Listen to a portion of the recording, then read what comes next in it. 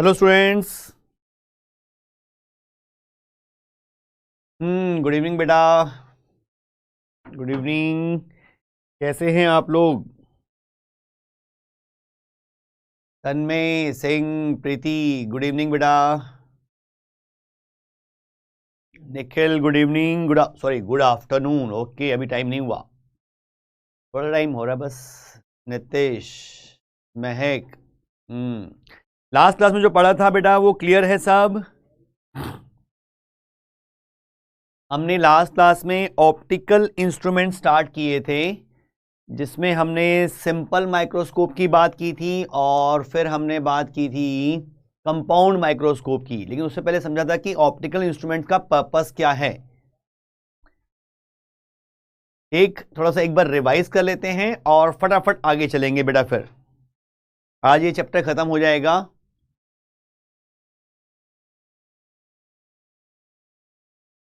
अभी ना बेटा कहां दिक्कत आ रही है? अरहान, क्वेश्चन भेज फटाफट।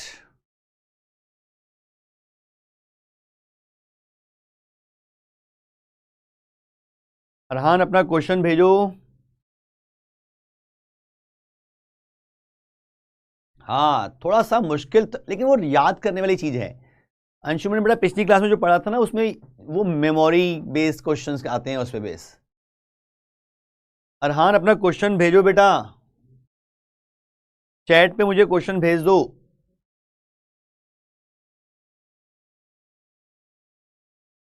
गुड तन्मय।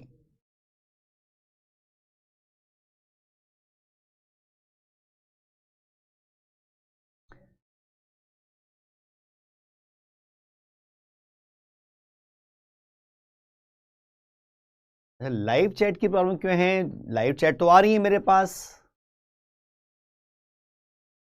निशांत, बिल्कुल बेटा मैं आपकी चैट पढ़ पा रहा हूं। अच्छा, अरहान का क्वेश्चन आया है, एन इक्वी कॉन्वेक्स लेंस, फटाफट इसको ले लेते हैं।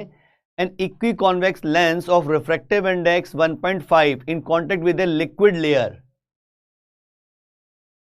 मेरे ख्याल से इस तरह से होगा। ये इक्वी कॉन्वेक्स लेंस है और रिफ्रैक्टिव इंडेक्स है 1.5 और ये लिक्विड लेयर के कांटेक्ट में है। मेरे ख्याल से तो यही होना चाहिए। आगे का क्वेश्चन भेज फटाफट बेटा, क्या है?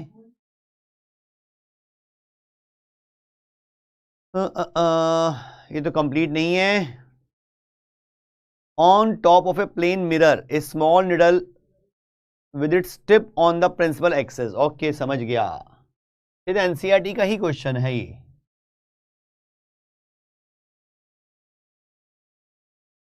प्लेन मिरर भी है नीचे, लेकिन अभी तो रिफ्लेक्शन है नहीं आपके सिलेबस में, लेकिन बता देता हूं। ये नीचे एक प्लेन मिरर है और लेंस के नीचे यहां पर भरा हुआ है लिक्विड, और इसी की एक्सिस पर यहां पर एक पिन है, means object is moved along the axis until it's inverted images position on needle. बहुत बढ़िया। भाविक बेटा भी बताता हूं, एक डाउट के बाद निकालना क्या है हरियाण, उसके आगे बता।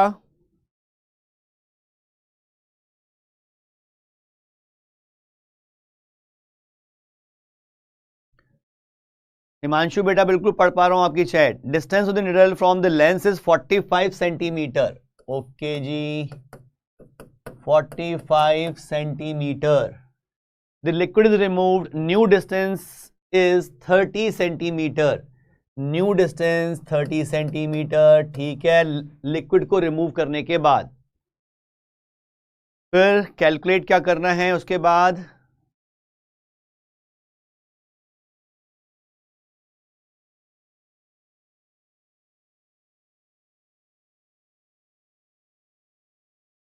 What is the refractive index of liquid? Liquid का रिफ्रैक्टिव इंडेक्स निकालना है, म्यू एल।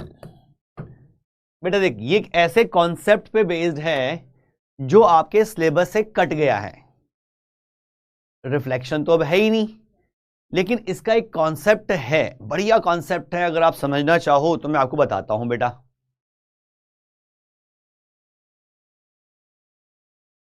इसमें एक बहुत बढ़िया कॉन्सेप्ट है, वो समझो। मैं इससे पहले आपको वो कॉन्सेप्ट समझाता हूं।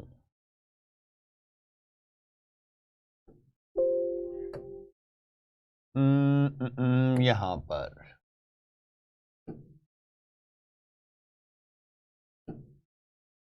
देखो भाई, पहले तो वो कॉन्सेप्ट समझो क्या है।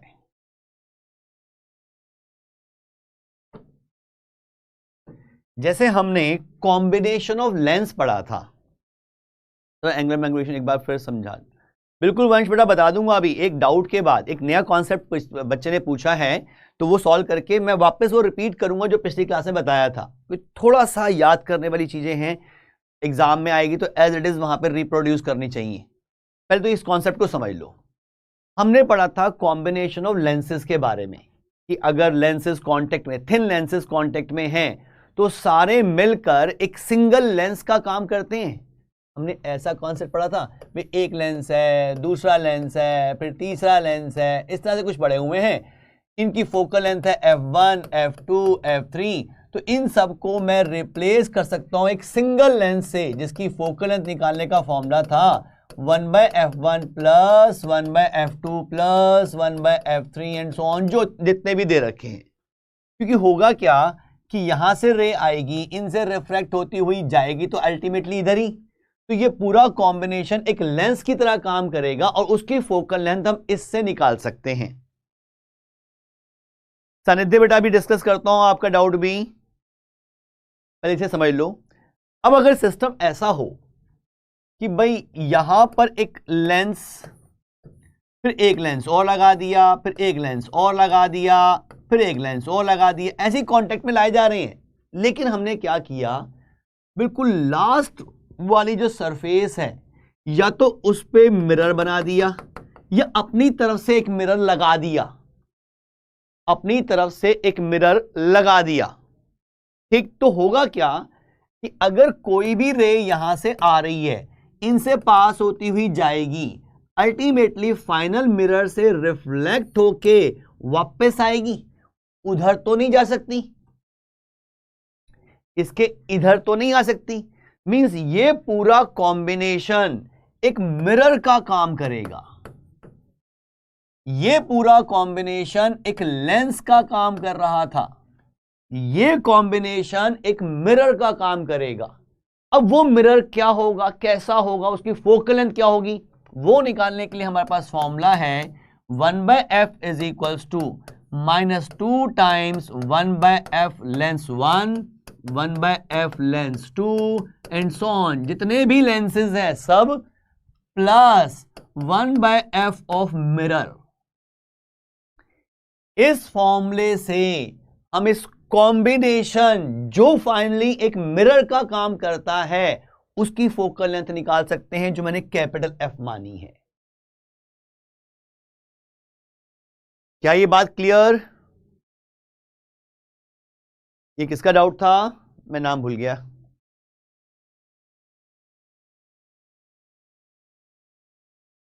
ये कॉन्सेप्ट हम यूज करेंगे और उसके बाद, हाँ बेटा sir is this in our syllabus? अभी नहीं है बेटा अंशुमन, अब ये सिलेबस में नहीं है, क्योंकि इसके बाद जब मैं इसे मिरर बना दूंगा तो फिर मुझे मिरर का फॉर्मूला यूज करना पड़ेगा, और मिरर फॉर्मूला होता है 1/v plus 1/u is equals to 1/f, जो आपने 10th में पढ़ा था।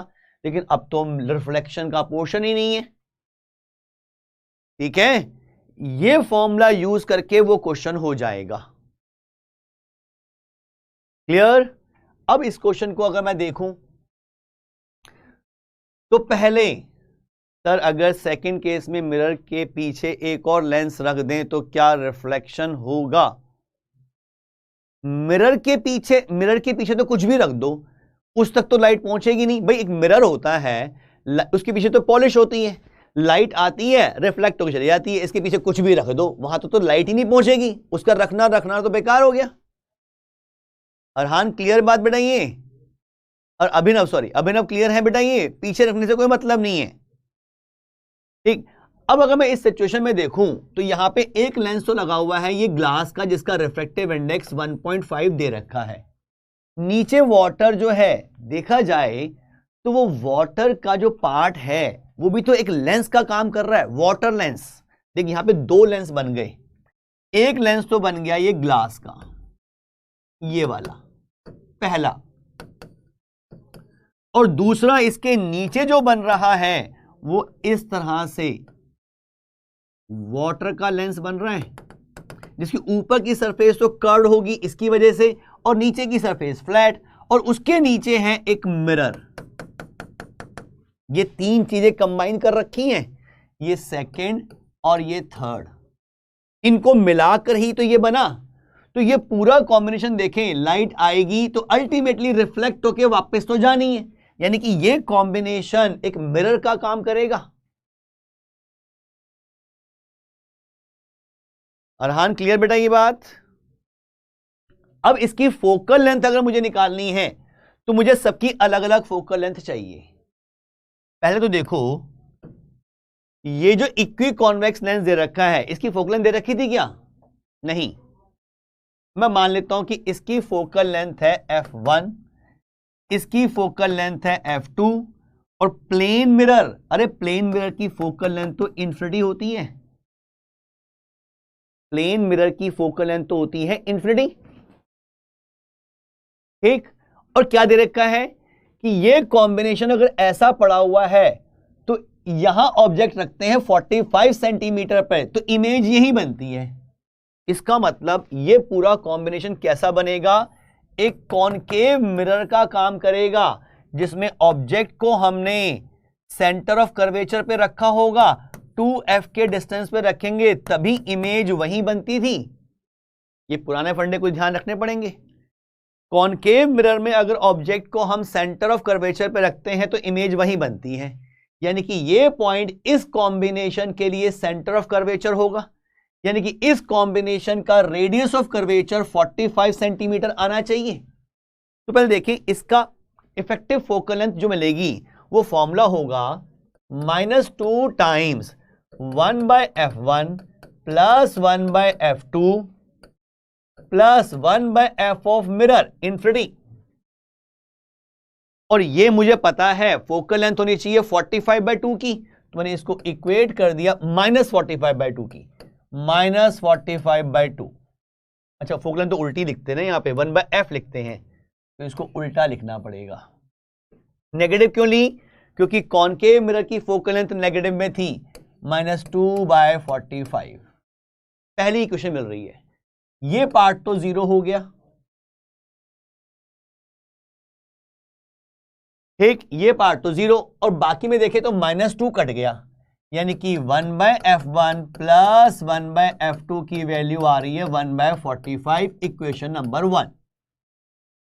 फिर कहा कि अगर ये वाटर हटा लें तो ये 45 की बजाय 30 सेंटीमीटर रह जाता है।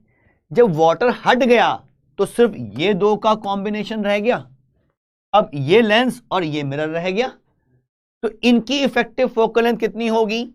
-2 टाइम्स 1/f1 प्लस 1/मिरर का इन्फिनिटी, और ये होना चाहिए 30 सेंटीमीटर उसका रेडियस ऑफ कर्वेचर, यानी कि -2/30, ठीक।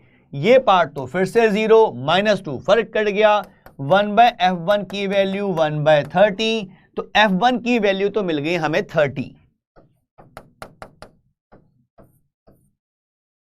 ये 1/f1 30 यहां पुट करके मैं 1/f2 निकाल सकता हूं, तो 1/f2 जो आएगा वो आएगा 1/45 माइनस 1/f1 मतलब 1/30। एलसीएम देखें भाई 90 आ गया, ये आ गया 2 - 3 यानी कि -1/90, तो f2 की वैल्यू आ रही है -90 सेंटीमीटर।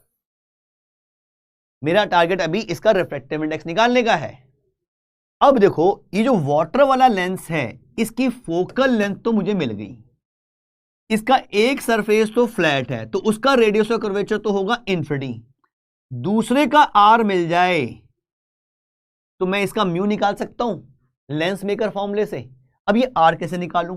लेकिन ध्यान से देखो ये वाटर का जो बना हुआ है लेंस, इसकी जो कर्व सरफेस है, ये जो ग्लास का कर्व सरफेस है, अरे वो तो सेम ही होगी, उसी से तो बना ये वाटर का, इस वाटर या लिक्विड जो भी था ये, ठीक। तो मैं इस ग्लास वाले लेंस का पहले आर निकालता हूं। अब उसने ग्लास लेंस को कहा था कि ये इक्वी कॉन्वेक्स है, तो अगर मैं देखूं भाई जगह चाहिए मुझे, अब इस ग्लास लेंस को मैं फिर से बनाऊं, यहां तो जगह नहीं है, स्पेस क्रिएट करना पड़ेगा भाई।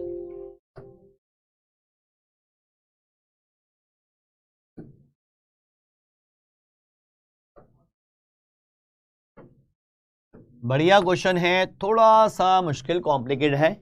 इस लेंस को देखूं मैं तो ये लेंस ऐसे है, अगर इसका रेडियस ऑफ कर्वेचर x तो ये भी x, रिफ्रैक्टिव इंडेक्स 1.5 दे रखा था और इसकी फोकल लेंथ हमने निकाल ली थी 30 सेंटीमीटर, f निकल गया था 30 सेंटीमीटर।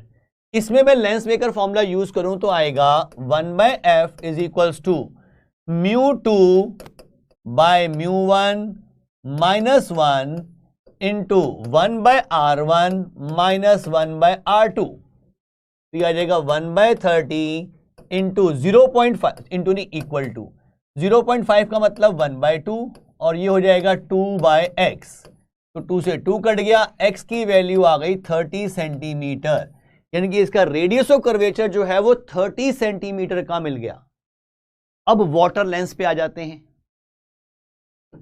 वाटर लेंस ऐसे था, इसका रिफ्रैक्टिव इंडेक्स मुझे निकालना है, इसका surface infinity, surface radius of curvature ऊपर वाले का है 30 सेंटीमीटर और इसकी फोकल लेंथ f2 जो निकाली थी वो कितनी आई थी भाई, f2 आई थी -90 सेंटीमीटर। इसमें लेंस मेकर फॉर्मूला यूज करूं तो 1/-90 इज इक्वल्स टू μ2 जो मुझे निकालना है, μ1 तो 1 है एयर, -1 इंटू 1/30 नेगेटिव का -1/इंफिनिटी, ठीक। ये 1/इंफिनिटी तो 0 हो जाएगा, बाकी क्या बचेगा भाई, -1/90 इज इक्वल्स टू μ-1 इंटू -1/30, तो ये नेगेटिव साइन कट गया, 30 से कैंसिल किया 3, तो म्यू की वैल्यू आ गई 1/3 प्लस 1 यानी कि 4/3 आंसर आ गया।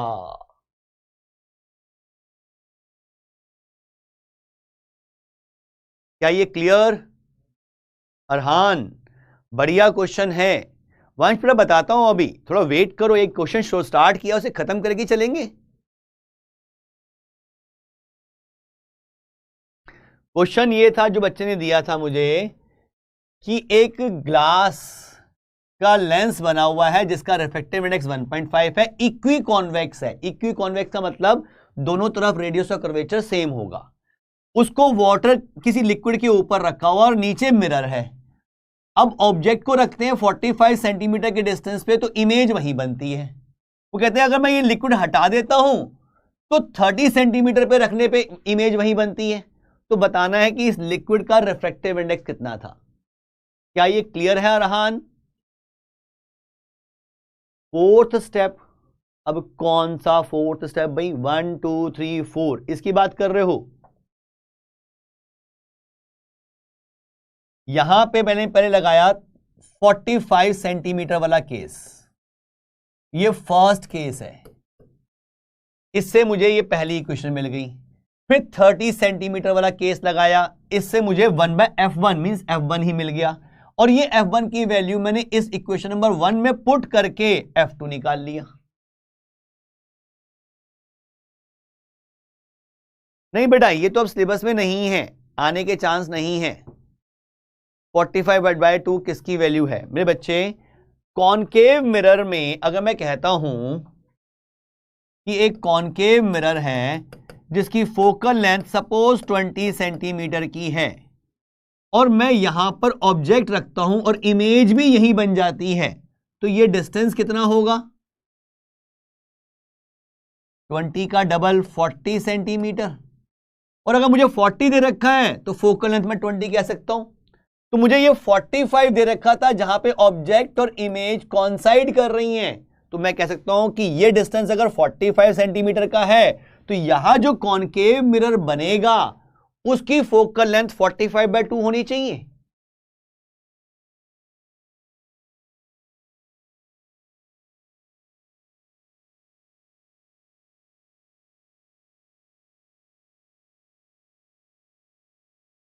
क्लियर?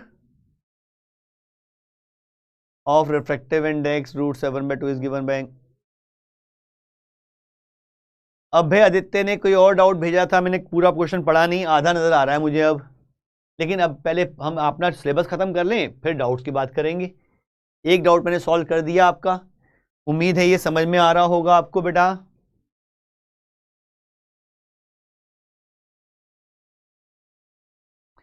मनस्वी पूछ रही है सर, थंडर के टाइम कार में रहना सेफ कैसे होता है?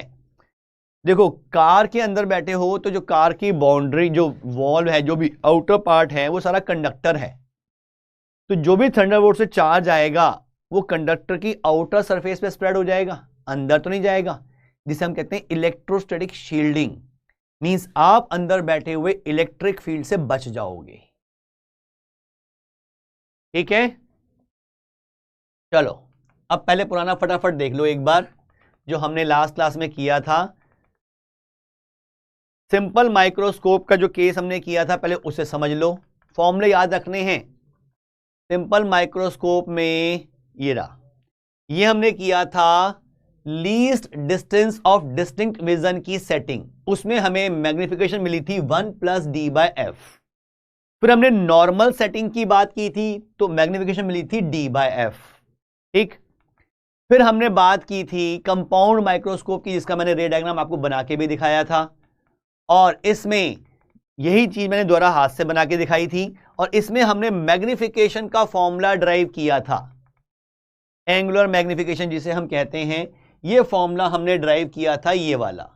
और ये फॉर्मूला हमने किस कंडीशन पे ड्राइव किया था? कंडीशन थी कि फाइनल इमेज कहां बन रही है? डी पर, means least distance of distinct vision setting पर जो मैग्निफिकेशन मिली थी, that is -L/f0 into 1+d/fe, या फिर हम इसको इस तरह भी लिख सकते हैं, V0/U0 नेगेटिव का इंटू 1+d/fe। क्लियर?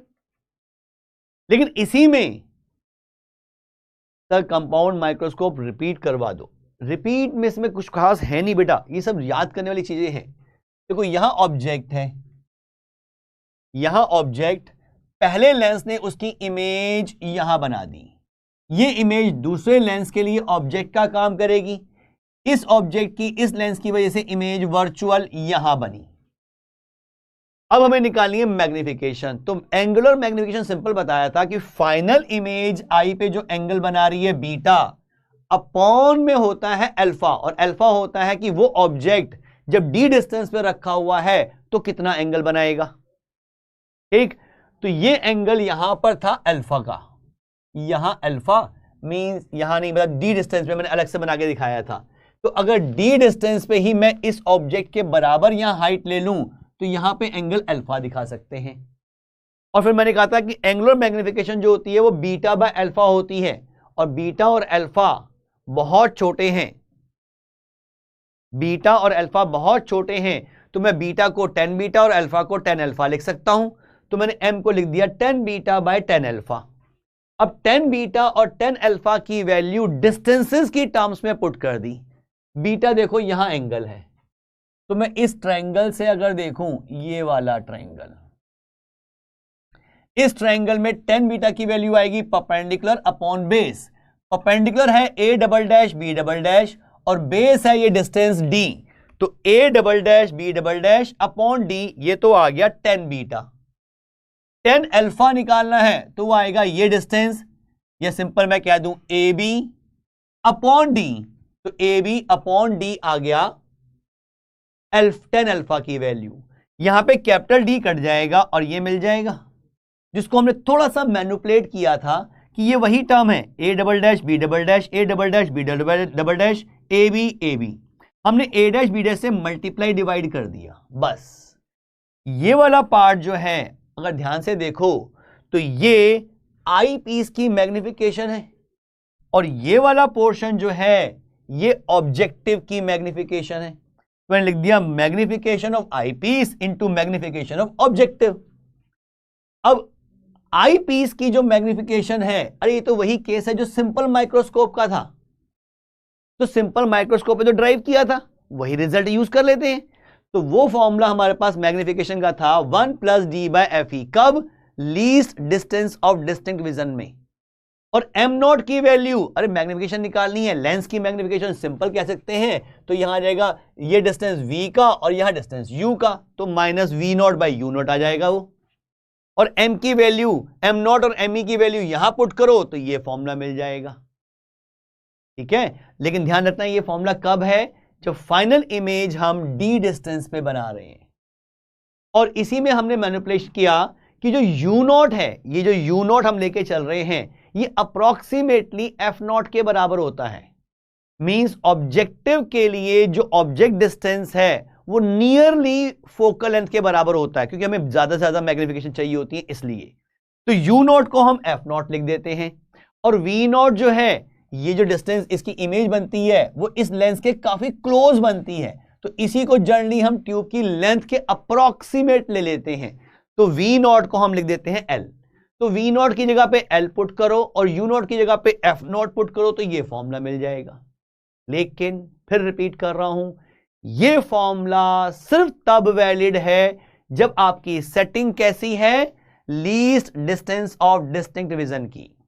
अगर मैं नॉर्मल सेटिंग की बात करूं, यही लिख देता हूं मैं, उसमें फर्क जरा सा आएगा।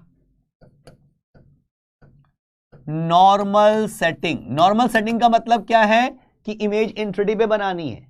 अरे इस पे तो कोई फर्क नहीं पड़ेगा, ME तो वैसा ही आएगा, फर्क पड़ेगा MO पर। ऑब्जेक्टिव की मैग्निफिकेशन जो हमने पढ़ी थी सिंपल माइक्रोस्कोप में, उसमें 1 नहीं होता था, सिर्फ d/fe होता था। तो नॉर्मल सेटिंग में जो मैग्निफिकेशन आएगी वो -v0/u0, जो पहला पार्ट ऐसे ही, लेकिन इसकी जगह पे सिर्फ d/fe रह जाएगी, क्योंकि वहां पे भी तो d/fe रह गई थी, 1 नहीं आया था नॉर्मल सेटिंग में।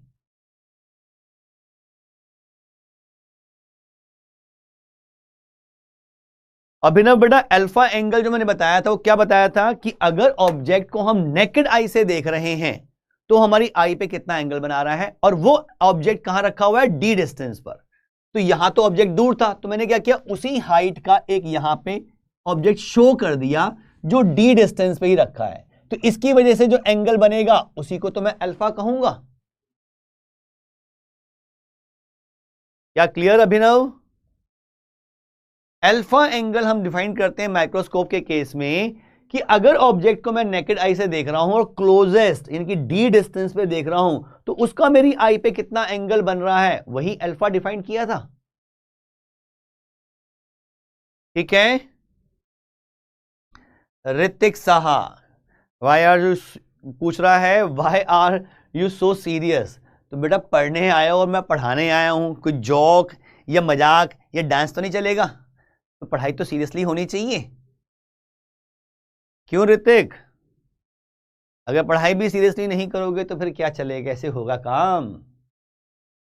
गौतम बेटा मैं चेक करता हूं ऐसा क्यों हो रहा है, PDF एक्सेसिबल नहीं है, एरर शो कर रहा है, पता नहीं, होना नहीं चाहिए, मैं चेक कराता हूं। ये क्लियर? इसमें मेन आपके बोर्ड एग्जाम में क्या आ सकता है, एक तो ये रे डायग्राम, जो इसमें देख के तो मुश्किल लग रहा है, लेकिन मैंने जो बनवाया था वो ध्यान रखना, आसानी से समझ में आ जाएगा।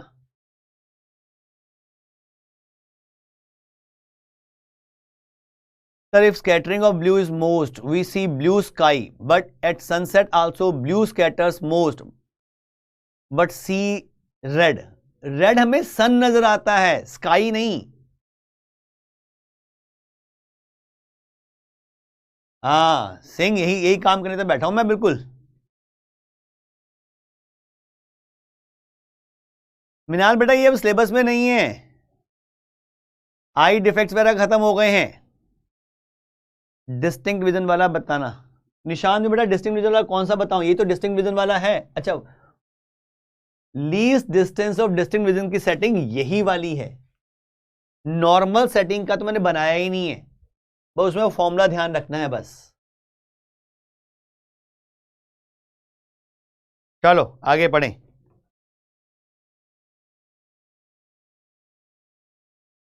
ये हमने वो डाउट सॉल्व कर दिया। अब आते हैं हम टेलीस्कोप पर। टेलीस्कोप में भी दो तरह की सेटिंग होंगी। ऐप में नोटिफिकेशन नहीं आ रहे हैं, चेक कराता हूं बेटा मैंने बिल्कुल। चलो अब हम पढ़ेंगे टेलीस्कोप।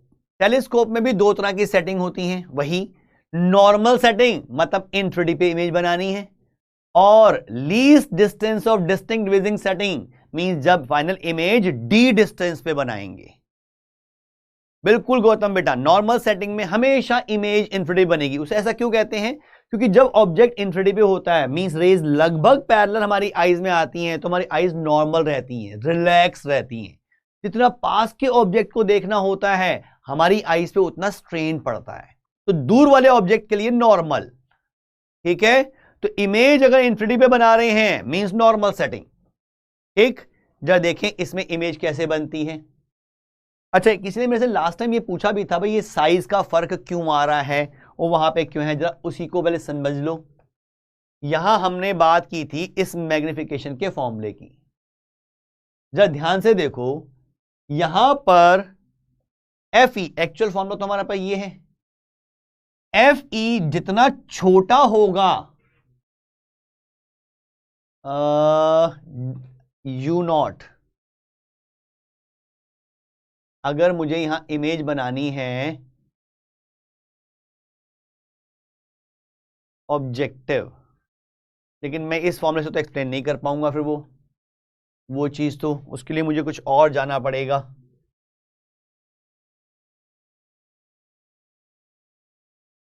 कैसे एक्सप्लेन करूं आपको?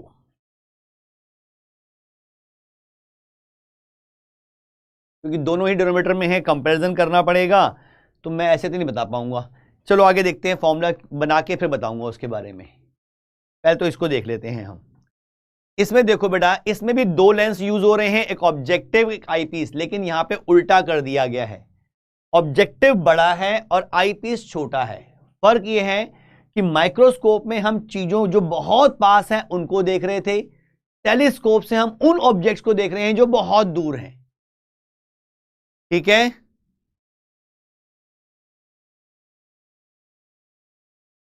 एफ नॉट एफ ई ये दिखा रखा है रेज। अब देखो ये रेज ऐसी ही क्यों दिखाई? टेलीस्कोप हम यूज कर रहे हैं उन ऑब्जेक्ट्स को देखने के लिए जो बहुत दूर हैं। अगर कोई ऑब्जेक्ट बहुत दूर होता है तो उससे रेज हमेशा पैरेलल आती हैं।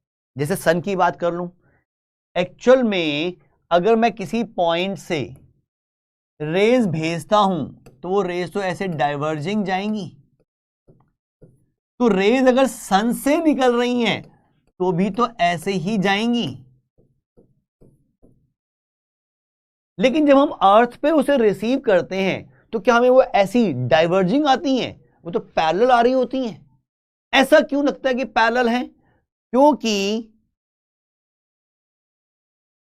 क्योंकि वो बहुत दूर से आ रही हैं। अब ये देखो कि अगर यहां पर एक ऑब्जेक्ट है, एक पॉइंट ए और यहां पॉइंट बी, अगर मैं इनमें यहां तक यहां पे कोई रेज भेजता हूं, एक यहां से गई एक यहां से गई, तो इनके बीच में एक एंगल नजर आ रहा है, इनके बीच में एक एंगल नजर आ रहा है।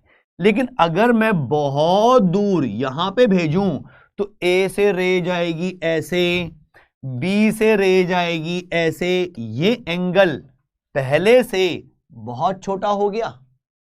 ऐसी अगर ये डिस्टेंस बहुत बड़ा हो जाए तो रेज जो आती हैं वो कन्वर्जिंग या डाइवर्जिंग होने की बजाय पैरेलल की हमें अपीयर होती हैं।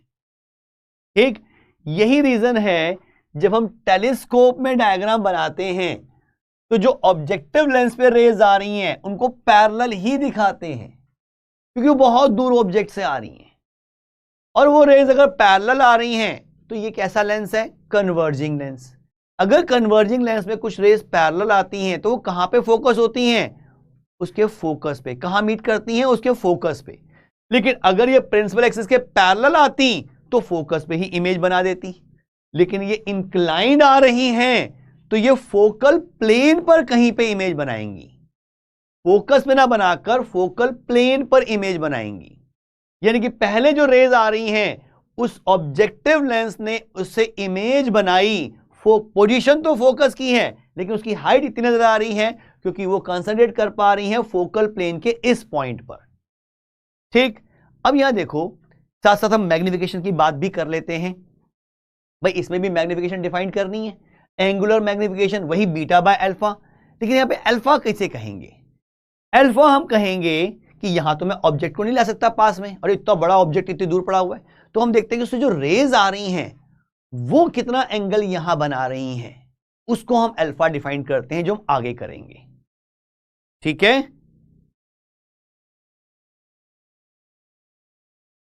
तो आईपीस वो लेंस होगा जो आई के क्लोज होगा। बिल्कुल बेटा, जो आई की तरफ होगा उसे आईपीस कहते हैं, जो ऑब्जेक्ट की तरफ होगा उसे ऑब्जेक्टिव कहते हैं।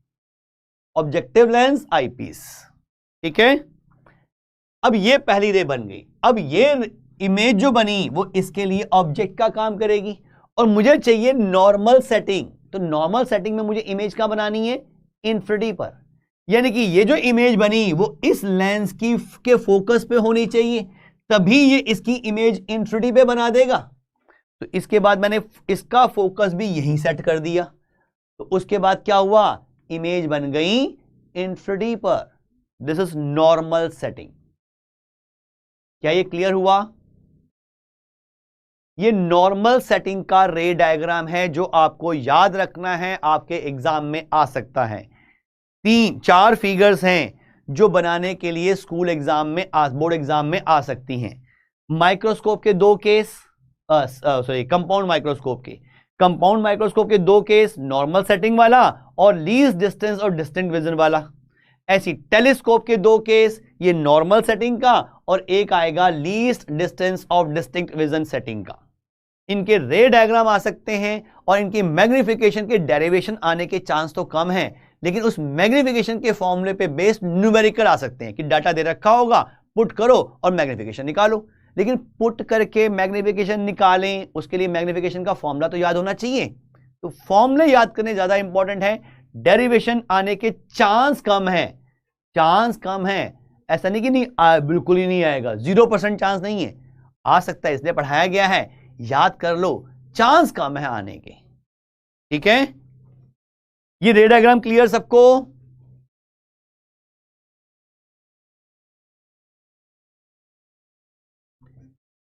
डिस्टेंस देख लो भाई, ये तो एफ नॉट होगा, ऑब्जेक्टिव की फोकल लेंथ, क्योंकि इमेज यहां बन रही है, और ये डिस्टेंस हो जाएगा, ये आई पीस की फोकल लेंथ हो जाएगी। ठीक है, यहां से यहां तक के डिस्टेंस को हम कहते हैं ट्यूब लेंथ, दोनों लेंस के बीच का डिस्टेंस, और वो ट्यूब लेंथ जो हो जाएगी वो F not plus F E की हो जाएगी, F not plus F E की हो जाएगी। ट्यूब लेंथ पूछ लें तो simple F not plus F E is tube length, दोनों लेंसेज के बीच का डिस्टेंस। ठीक, focal length of the objective is much greater than the eyepiece, इसकी फोकल लेंथ बड़ी रखते हैं, इसकी फोकल लेंथ छोटी रखते हैं। Aperture of the objective is also large to allow more light to pass through it. ये 2 point ध्यान रखना, ऑब्जेक्टिव मतलब शॉर्ट आंसर, सिंगल जो 1 मार्क्स वाले क्वेश्चन होते हैं उसमें ये पूछ सकते हैं। ठीक, अब आते हैं इसके मैग्निफिकेशन पर। डेफिनेशन लगभग वही है, थोड़ा सा फर्क है, क्योंकि माइक्रोस्कोप में तो ऑब्जेक्ट को हम डी पे ले आएंगे, यहां पे ऑब्जेक्ट को डी पे कहां से लाएंगे, यहां तो ऑब्जेक्टिव बहुत दूर है, तो इसके लिए मैग्निफिकेशन की डेफिनेशन भी याद होनी चाहिए। एंगुलर मैग्निफिकेशन और magnifying power of a telescope is normal adjustment is the ratio of the angle subtended by the image at the eye as seen through the telescope. Means ये जो image बन रही थी ये एंगल बीटा, मैंने यहां beta दिखाया था, मुझे ध्यान नहीं आ रहा, हाँ दिखाया था, ये बीटा, और यहां पे एंगल अल्फा, ये वाला अल्फा था, तो इसका वर्टिकली अपोजिट मैंने यहां दिखा दिया अल्फा। जो डायरेक्ट रेज आ रही हैं वो अल्फा एंगल बना रही हैं, लेकिन इमेज की वजह से जो यहां एंगल बन रहा है वो बीटा का बन रहा है। तो ये बीटा बाय अल्फा जो है यही मैग्निफिकेशन है। लेकिन बीटा और अल्फा डिफाइन कैसे किए गए हैं फिर सुन लो। एंगुलर मैग्निफिकेशन और magnifying power of a telescope in normal adjustment is the ratio of angle subtended by the image at the eye as seen through the telescope, यानी कि ये beta angle. To the angle subtended by the object as seen directly. अगर मैं directly देख रहा होता तो angle alpha बन रहा होता, यानी कि beta by alpha is angular magnification. ठीक,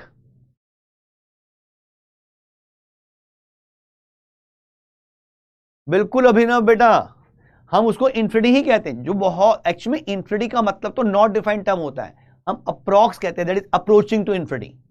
स्टार आपसे कितनी दूर है, तो आपको जो बहुत दूर, बहुत तभी लगभग इंफिनिटी से आ रही है रेस, ऐसे ही बोलते हैं उसको। ठीक है,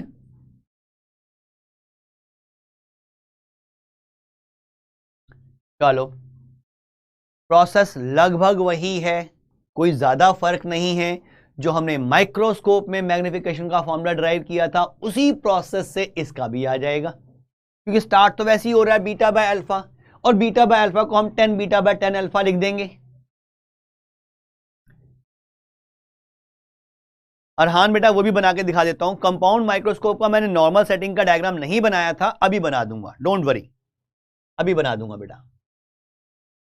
अल्फा को 10 अल्फा, बीटा को 10 बीटा लिख देंगे। अब इनकी वैल्यू पुट कर देंगे, मींस m की वैल्यू 10 बीटा बाय 10 अल्फा आ गई। इसी फिगर से देख लो, आपको समझ में आ जाएगा।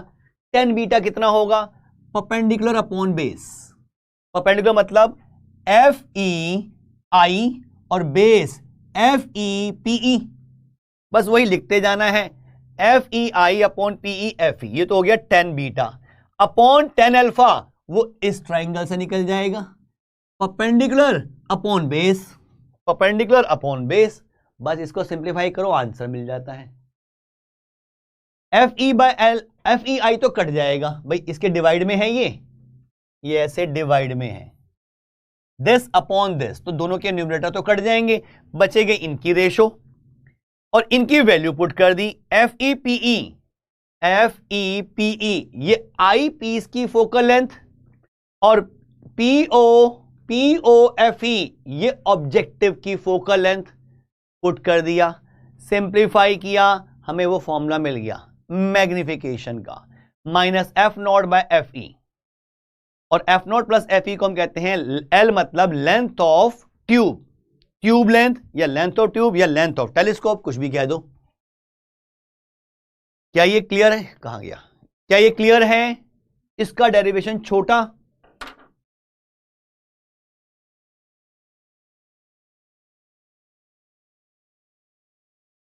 नॉर्मल वाला होमवर्क दे दो, बना दूंगा, याद करना है, कोई बहुत बड़ी चीज नहीं है। बस ये है कि नॉर्मल सेटिंग में हमें इमेज इन्फिनिटी पे बनानी होती है, तो पहली इमेज जो बनेगी वो दूसरे लेंस के फोकस पे होनी चाहिए। अगर वो दूसरे लेंस के फोकस पे है तो इमेज आपने इन्फिनिटी पे बन जाएगी। क्या ये क्लियर? नॉर्मल सेटिंग का केस। अब आ जाओ दूसरा case, image formed at least distance of distinct vision, यानी कि सेकंड सेटिंग।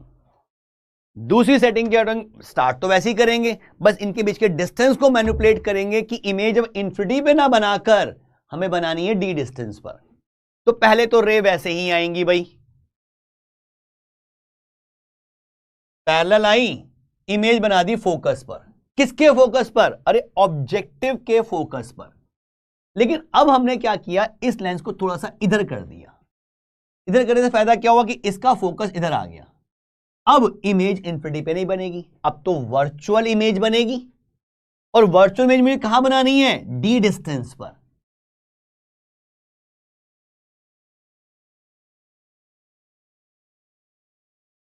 तो ये बटा लगा है वक्त FE, तो आपने कट कैसे कर रहे हैं? Not possible. अरे मेरे बच्चे, मैं इसको ऐसा लिख दूं, इतने पार्ट को देखना, FEI upon PEFE divided by FEI upon P0FE। जब ये ऊपर जाएगा तो उल्टा हो जाएगा, यानी कि इसको अगर मैं ऊपर लेके जाऊं तो ये P0FE अपॉन FEI बन जाएगा प्रोडक्ट में, और जब ये ऐसे आएगा तो ये कैंसिल हो जाएगा। विपिन, क्यों पॉसिबल नहीं है? हरि प्रकाश बेटा बिल्कुल पढ़ पा रहा हूं आपके डाउट्स, आपकी चैट पढ़ पा रहा हूं भाई। जैसे ये होता है 2/3 अपॉन 2/5 होता, तो मैं इस 2 से 2 काट के इसको 5/3 लिख सकता था, तो वही तो लिखा है मैंने बस। तो ये तो डिस्टेंस, अरे तो डिस्टेंस को काट क्यों नहीं सकते भाई, ये डिस्टेंस और ये डिस्टेंस बराबर ही तो लिखा हुआ है, इस पूरे डिस्टेंस को इस डिस्टेंस से कैंसिल क्यों नहीं कर सकते। रेशो निकाली हमने डिस्टेंसेस की, उसमें तो कोई डिस्टेंस बराबर है तो वो कैंसिल क्यों नहीं हो सकते अगर वो डिवाइड में है तो।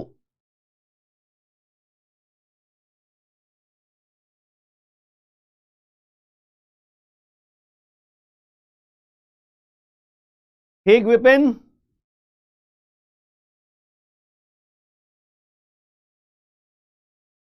FEI को HH लिखकर फिर काट देता, फर्क क्या पड़ रहा है, बात तो वही है। चलो ये दूसरी सेटिंग में मैंने कहा था कि मैंने इस इमेज जो बनी इसको थोड़ा पास कर दिया कि इसका फोकस जो है वो थोड़ा सा इधर शिफ्ट हो जाए, यानी कि पहली इमेज जो आ रही है इसके ऑप्टिकल सेंटर और फोकस के बीच में आ गई, थोड़ा पास करके। अब इसकी इमेज तो बनेगी वर्चुअल और मुझे बनानी है डी डिस्टेंस पर, तो हमने इमेज बना दी इसकी डी डिस्टेंस पर, यानी कि ये डिस्टेंस जो हम लेके चलेंगे ये डी का लेके चलेंगे, सिर्फ इतना चेंज किया। अगर यहीं पे FE एडजस्ट कर देता तो इमेज इन्फिनिटी पे बन रही थी, FE को थोड़ा सा इधर कर दिया लेंस को पास करके, तो इमेज यहां डी पे बना दी। ठीक, अब यहां पे भी हमें वही काम करना है भाई। डिस्टेंसेस में पता है कि F0 है, FE है, और अल्फा बीटा एंगल हमने डिफाइन कर दिया। अल्फा एंगल ये डिफाइन करते हैं, तो यहां पे बीटा एंगल इमेज का दिखाते हैं, तो वो दिखा दिया। मैग्निफिकेशन फिर से वही बीटा बाय अल्फा, जिसको हम 10 बीटा 10 अल्फा लिखेंगे और उनकी वैल्यूज डिस्टेंसेस की टर्म्स में पुट करके उनको FE F0 की फॉर्म में कन्वर्ट करेंगे। बस यहां पे कुछ चीजें एक्स्ट्रा आ रही हैं, क्योंकि यहां पे अब ये डिस्टेंस ऑब्जेक्ट का, जो पहली इमेज बन रही थी जो इसके लिए ऑब्जेक्ट का काम कर रही थी, अब वो डिस्टेंस FE का नहीं है, उसको हमने UE लिख दिया। UE मतलब object distance for eyepiece, object distance for eyepiece. पहले तो ये FE के बराबर ही हो गया था, क्योंकि यहीं पे F0 था, यहीं पे FE था, तो हमारा काम आसान था। लेकिन अब थोड़ा सा चेंज हो गया। इसके मैग्निफिकेशन का फॉर्मूला देखें,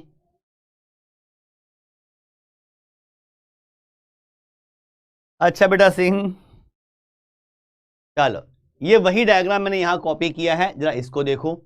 एंगुलर मैग्निफिकेशन की डेफिनेशन हर केस में ध्यान रखनी है, मैं हर केस में लिखवा रहा हूं, वो आपको नोट करनी है और याद रखनी है, ठीक है।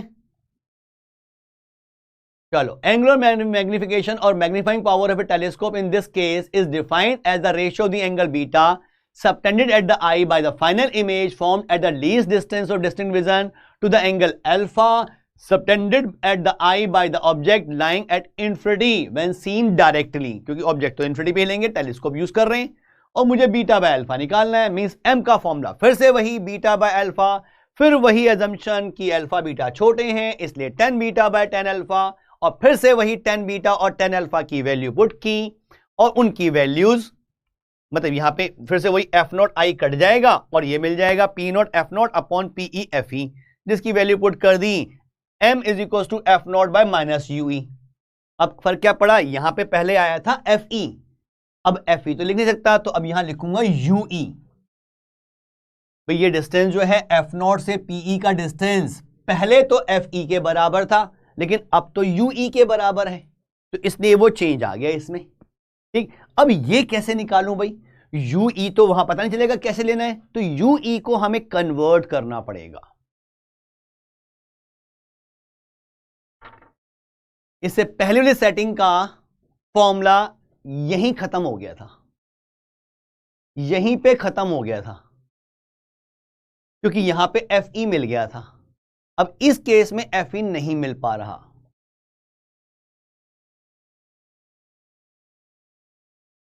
यहां मिल रहा है UE। अब इसे कैसे करें, तो हम इस आई पीस में लेंस फॉर्मूला यूज कर लेंगे। इस आई पीस के लिए देखो, मैंने लिखा था नहीं लिखा था, देखें, हाँ लेंस इक्वेशन लिखी है लेकिन डाटा नहीं लिखा था शायद। इस आई पीस के लिए देखो, इस आई पीस के लिए ये ऑब्जेक्ट है, तो इसके लिए ऑब्जेक्ट डिस्टेंस तो यही यूई जो मैं यहां यूज कर रहा हूं, ठीक। इमेज डिस्टेंस मैं कह सकता हूं डी का है और इसकी फोकल लेंथ एफ ई की है। अगर मैं इसमें ये लेंस इक्वेशन यूज करूं 1/v - 1/u = 1/f, lens equation for eyepiece, eyepiece के लिए अगर मैं लेंस इक्वेशन लगाता हूं तो देखो मुझे ये मिलेगा क्या,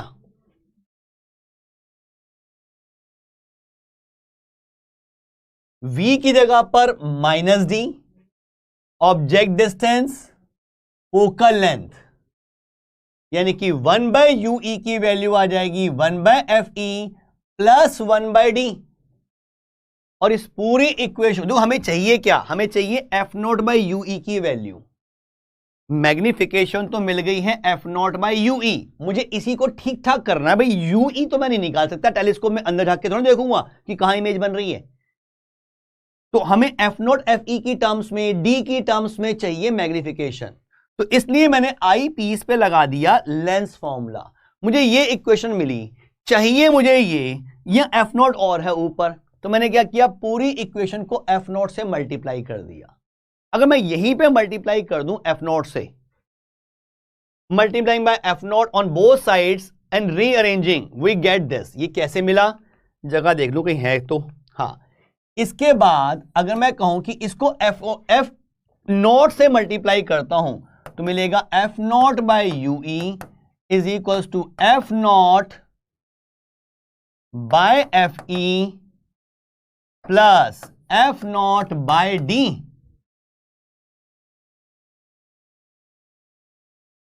ये मिल जाएगा हमें। इसको अगर मैं f0/ue से मल्टीप्लाई करूं, मैग्निफिकेशन थी f0/ue का नेगेटिव, माइनस से भी मल्टीप्लाई बाद में कर देंगे।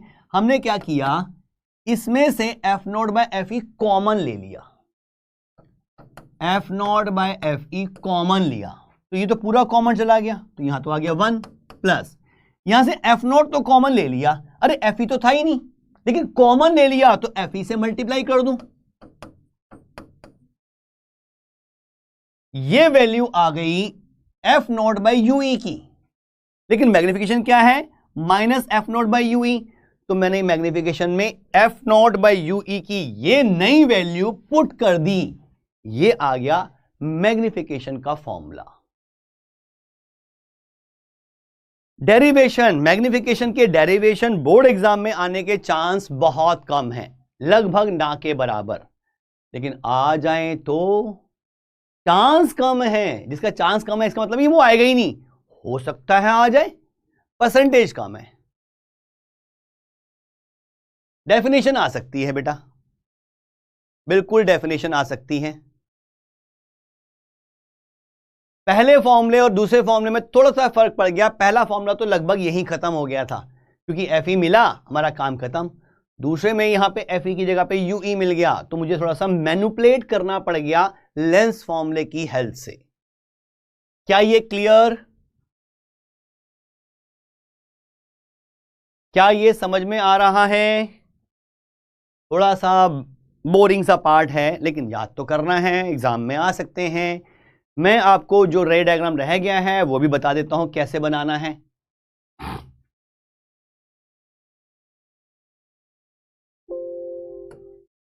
उसी पे चलते हैं, उसके साथ ही बना दूंगा तो याद भी रहेगा। अच्छा, वो तो पिछली क्लास में गया, वो हमने पिछली क्लास में बनाया था, चलो कोई बात नहीं। ये यहां स्पेस है, नॉर्मल सेटिंग का डायग्राम मैं आपको यहां बना देता हूं माइक्रोस्कोप का।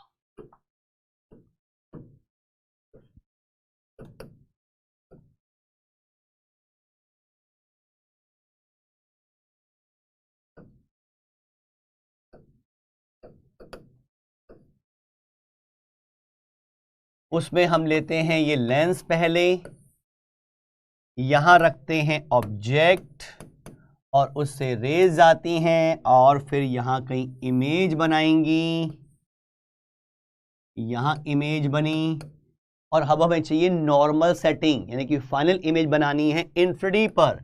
तो दूसरा लेंस हम ऐसे रखेंगे कि ये जो आई पीस है इसका फोकस यहीं पर हो। अगर यहीं पे फोकस होगा तो रेस कैसे जाएंगी भाई, ये सीधी गई और एक यहां से गई, तो ये इसके पैरेलल ही जाएगी। अच्छी नहीं बनी, ये इसके पैरेलल जाएगी और ये फाइनल इमेज ऐसे करके हम दिखाएंगे इंफिनिटी पर, और यहां से हम देख रहे हैं ये है रे डायग्राम माइक्रोस्कोप का नॉर्मल सेटिंग का। क्या ये क्लियर?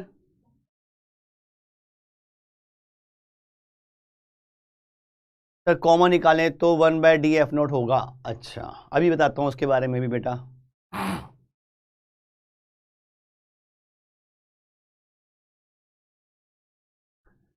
ये क्लियर? ये है जो मेरे पास नहीं बना हुआ था वो मैंने बना के दिखा दिया कि नॉर्मल सेटिंग में ये ऑब्जेक्टिव है। नॉर्मल सेटिंग में माइक्रोस्कोप की नॉर्मल सेटिंग का रे डायग्राम कैसे बनेगा। ठीक, जो आपको दिक्कत आ रही है उसमें जरा उसकी भी बात कर लेते हैं।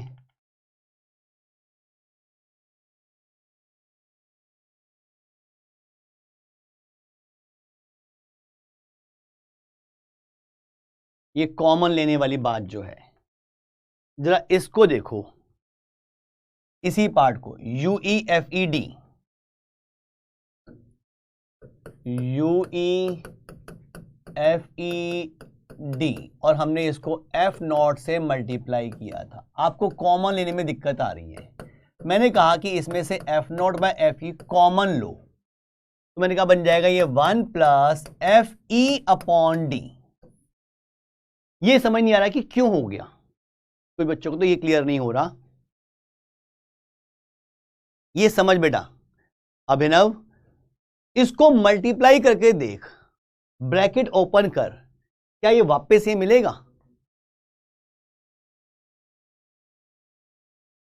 मल्टीप्लाई करके देख लो, ये मिलेगा भाई। 1 से मल्टीप्लाई करूंगा तो आएगा F0/FE प्लस इसको इससे मल्टीप्लाई करूंगा तो आएगा F0/FE, इनटू में है FE/D, तो ये FE कैंसिल हुआ, ये बचा क्या F0/FE प्लस F0/D। अरे यही चीज तो यहां थी, तो मैंने इसको ऐसा लिख दिया, तो क्या गलत हुआ? अभिनव क्लियर?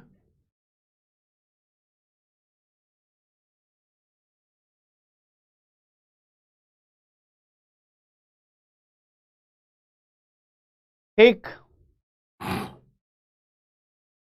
न्यूटोनियन टेलीस्कोप नहीं बेटा, ये सब नहीं करने की जरूरत, आपको सिर्फ जितना पढ़ाया है इसी से आएगा, इसके बाहर कुछ नहीं आएगा बोर्ड एग्जाम में, इसके बाहर कुछ भी नहीं आएगा। एक अब 2 चीजें और ध्यान रखनी है, वो फॉर्मूले ही याद करने हैं और डेफिनेशन याद करनी है बस। वो भी आता है तो फॉर्मूला पूछ लेते हैं या डेफिनेशन। ठीक है बेटा, resolving power of a microscope, ये 2 चीजें भी हैं, माइक्रोस्कोप के बारे में और एक है टेलीस्कोप के बारे में। दोनों की डेफिनेशन और फॉर्मूला कहां से आया ये हमारे सिलेबस में नहीं, हमें वो याद रखना है। क्या है वो समझ लो बेटा। Resolving power of a microscope is defined as the reciprocal of the distance between 2 objects which can be just resolved when seen through the microscope। इसका मतलब क्या है, थोड़ा सा आइडिया दे देता हूं इसका, ये थोड़ा हिल गया है, ठीक करना पड़ेगा।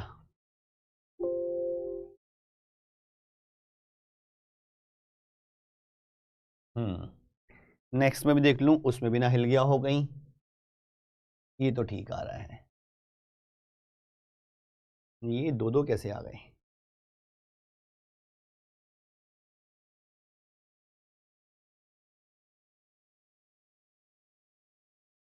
ठीक है, देखो जी, इसको पूरे को देख लो, इसमें क्या है ये समझ लो इस चीज को बेटा। जब भी हम कोई दूर से कुछ देखते हैं, हम अपनी आईज की बात करें, माइक्रोस्कोप को छोड़ो, अगर मैं कहता हूं मैंने यहां पे एक डॉट लगाया, ये डॉट नजर आ रहा है आपको, एक डॉट लगाया है, क्या ये डॉट नजर आ रहा है? तो is optical instrument important for JEE mains? प्रथम बेटा जेईई मेन में ऑप्टिकल इंस्ट्रूमेंट में से एक आधा क्वेश्चन आ जाता है, कभी कभी, हर बार नहीं आता।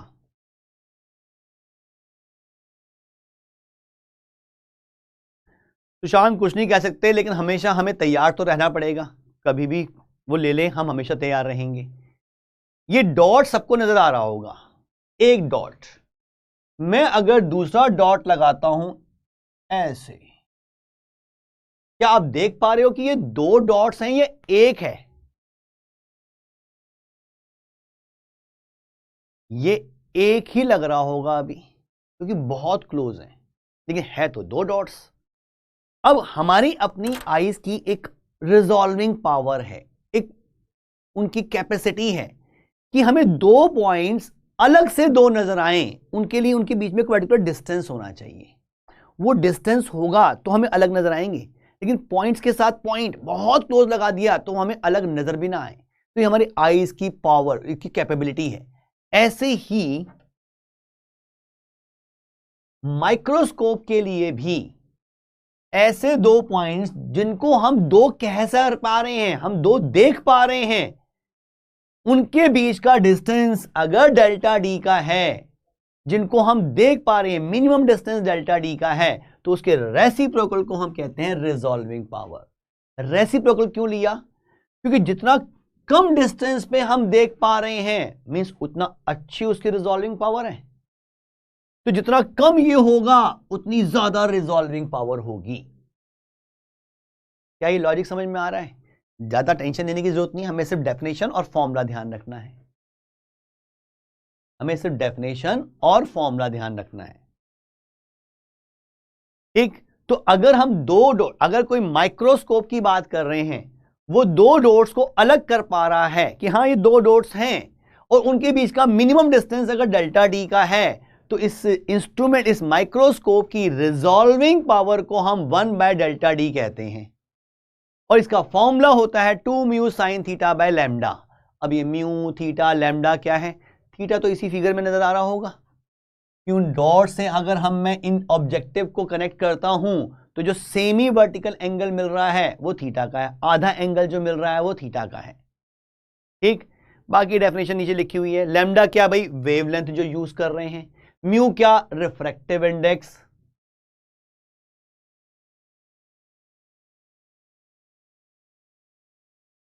सर एक डाउट है कि टर्म 1 का रिजल्ट इश्यू होगा कि नहीं, ये तो मुझे पता करना पड़ेगा भाई क्या चल रहा है अब।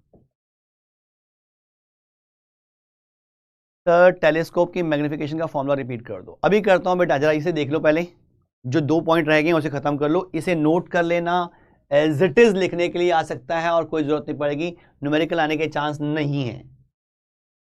Resolving power of a microscope इन तीन फैक्टर पे डिपेंड कर रहा है। फैक्टर कौन से हैं? Lambda, mu, theta.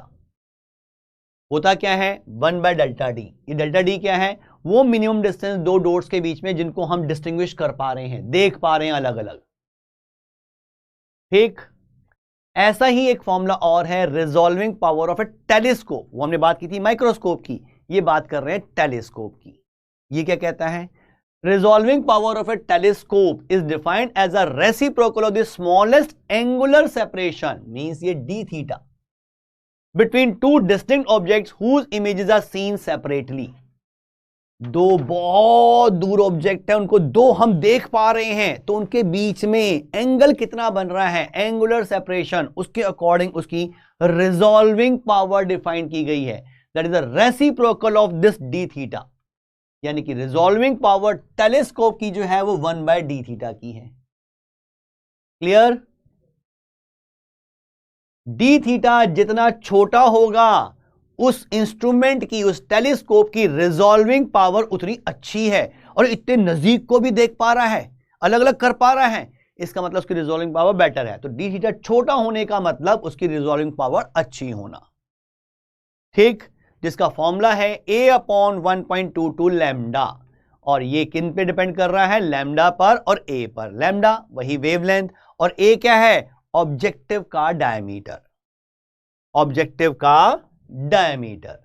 ये दो चीजें एक्स्ट्रा आपको याद करनी पड़ेंगी। डेफिनेशन समझा दो बेटा। निखिल किसकी डेफिनेशन पूछ रहे हो? सर रिजॉल्विंग पावर है कि तरीके से नेकेड आई जैसा। हाँ, जैसे हम अपनी आंखों के लिए कह रहे हैं रिजॉल्व पावर, वैसे हम टेलीस्कोप के लिए कह रहे हैं। भाई हो सकता है कि मैं हाथ में कोई 2 पॉइंट रखी, जैसे आप यूज करते हो माइक्रोस्कोप, कभी यूज किया हो लैब में आपने माइक्रोस्कोप, तो आप बहुत डिटेल में देख पाते हो, लेकिन आप नेकेड आई से तो नहीं देख पाते। यानी कि आपकी आईज की रिजॉल्विंग पावर उतनी अच्छी नहीं है जितना माइक्रोस्कोप की होगी। निखिल किसकी डेफिनेशन पूछ रहे थे बेटा आप?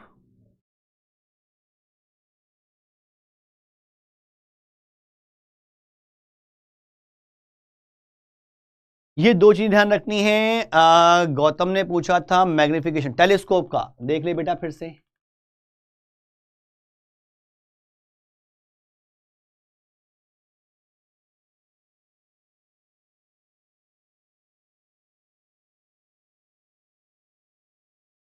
ये था हमारा जो मुश्किल वाला पार्ट था। कहां दिक्कत है इसमें बता? वही पहले 2 बार कर चुके हैं, तीसरी बार भी वही कर रहे हैं।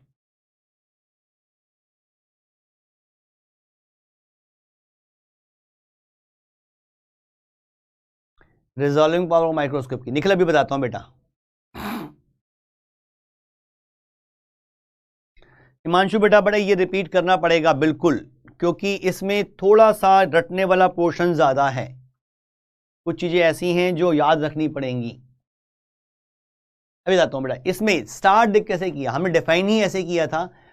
एंगुलर मैग्निफिकेशन डिफाइन की जाती है कि इमेज का एंगल कितना बन रहा है आई पर, और ऑब्जेक्ट का एंगल कितना बन रहा है आई पर। लेकिन जब हम टेलीस्कोप की बात करते हैं तो ऑब्जेक्ट तो हम इन्फिनिटी पे लेके चलेंगे, हमेशा पास तो ला नहीं सकते, तो उसी का एंगल अल्फा देखते हैं।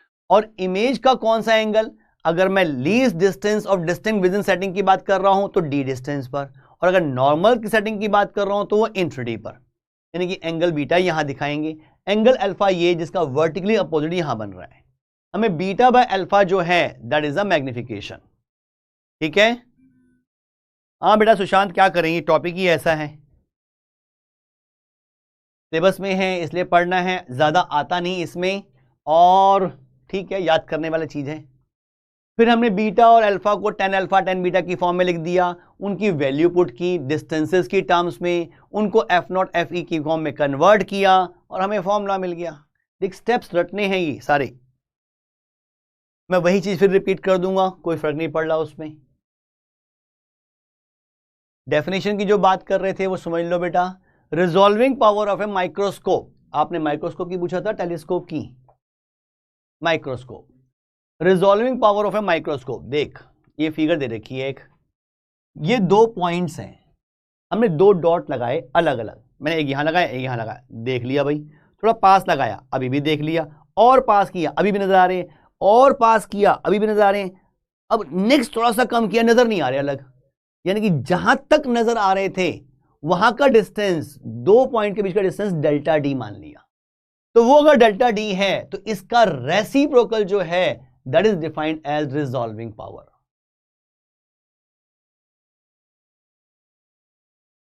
तो इमेज टेलीस्कोप या माइक्रोस्कोप के अंदर भी बनती है क्या? अरे बेटा एक तो इमेज हमें नजर नहीं आएगी वो, क्योंकि हमें तो फाइनल इमेज नजर आएगी, लेकिन बन तो अंदर भी रही थी एक इमेज।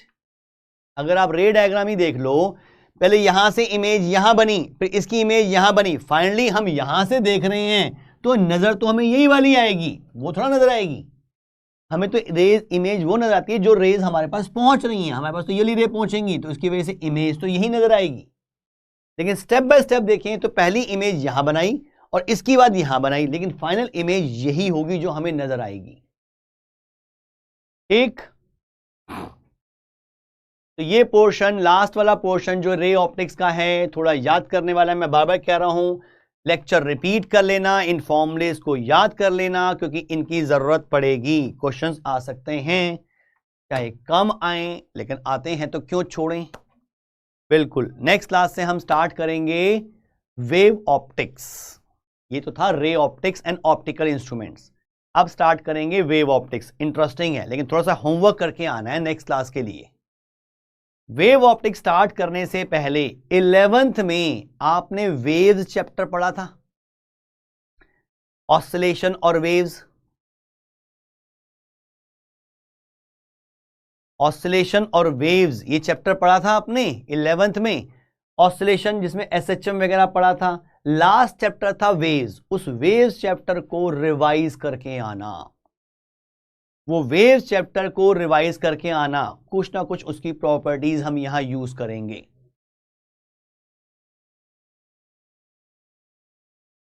वंश बेटा एनसीईआरटी के काफी क्वेश्चन मैं करा चुका हूं और एक साथ रे ऑप्टिक्स और वेव ऑप्टिक्स के जो बाकी बचे हुए क्वेश्चन होंगे वो मैं एक साथ कराऊंगा। तो 11th में कुछ नहीं पढ़ा था। अरे ऐसा क्यों कर रहे हो भाई, बिना वेव्स के वेव ऑप्टिक्स समझने में परेशानी होगी। बिल्कुल छुट्टी कर रहा हूं अभी Singh. To increase in R objective and object are immersed in oil. Why are क्या मतलब बेटा?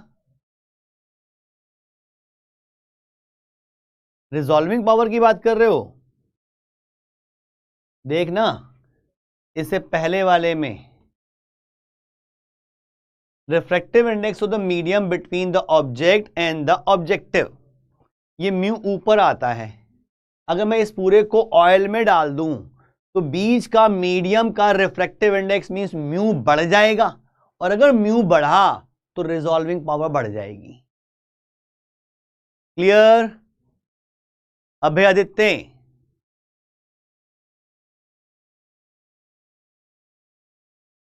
और नेक्स्ट क्लास में जो मैं फिर रिपीट कर रहा हूं, वेव ऑप्टिक्स स्टार्ट करूंगा। 11th का वेव्स पढ़कर आना, खासकर इक्वेशन, वेव की इक्वेशन कैसे बनी थी, क्या लिखा था उसमें, फेज एंगल कैसे चेंज हो रहा था, ये थोड़ा आइडिया होना चाहिए, तब जल्दी समझ में आएगा। और अगर 11th का वेव्स बिल्कुल गायब है तो समझने में बहुत परेशानी आ सकती है, क्योंकि फिजिक्स में हर चीज लिंक्ड होती है, पुराने के साथ लिंक करके नई चीजें आती हैं। तो वेव ऑप्टिक्स में वेव की जरूरत पड़ेगी जो 11th वाला है। ठीक है, ठीक बेटा, फिर नेक्स्ट क्लास में मिलते हैं, आगे कंटिन्यू करेंगे इसको। थैंक यू बेटा।